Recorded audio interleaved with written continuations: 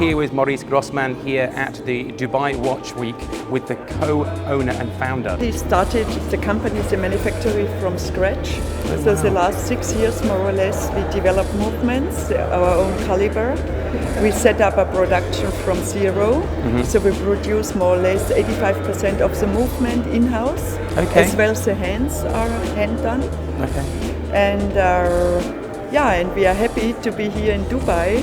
Wonderful. With the company Sediki, and it's a pleasure for us also to be here. It's the Dubai Watch Week. So what do you feel the trends for watches will be in 2016?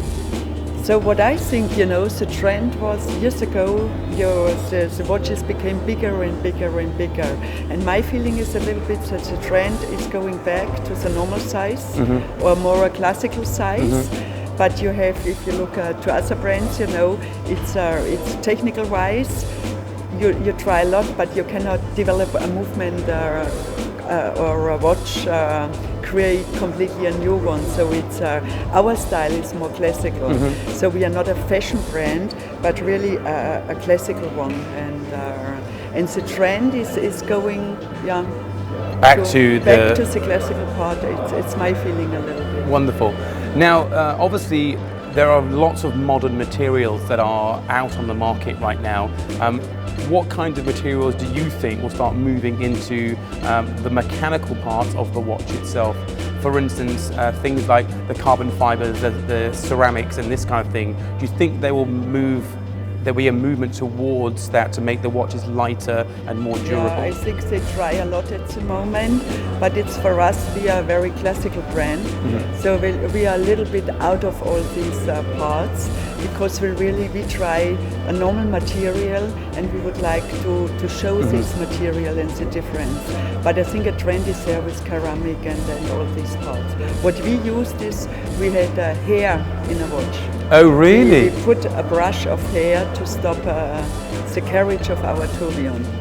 See, that makes you super unique. It was the first time that somebody installed hair and a small piece of wood into a movement.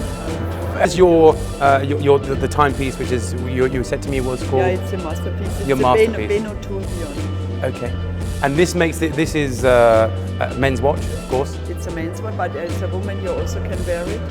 If you like a bigger face. You can do it. Well, now, I've been asking all the watchmakers that are here at Dubai Watch Week about how they feel or what their opinion is with regards to the digital watches that are now worn as wearables for people's mobile phones and connected watches. Do you think, and what's your opinion with regards to the classic watch and the way the classic watch is made with the mechanics? Do you think there'll ever be a watchmaker that's brave enough to cross over the two together? Oh, I think there are two different paths because the trend is there with digital watches and to connect everything.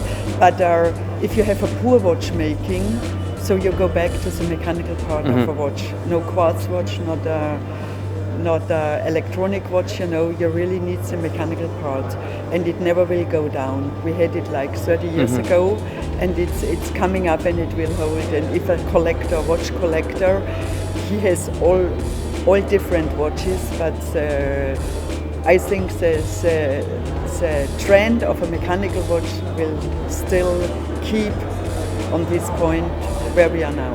And it's a new line, it's so different. Do you think that there may be a watch manufacturer in the world that would cross over and make a mechanical watch that has a digital element to it so they can connect to a smartphone and something else? Perhaps, you never know it will come. Are you excited by that thought or horrified? Yes, you see, but if you look to the technical parts which are coming out in the last, our electronical parts more or less, in the last 10 years, it's the whole world changed, you know, and I'm sure something will come later on. But it's another style, If you only work with mechanical parts, so it's really a different line.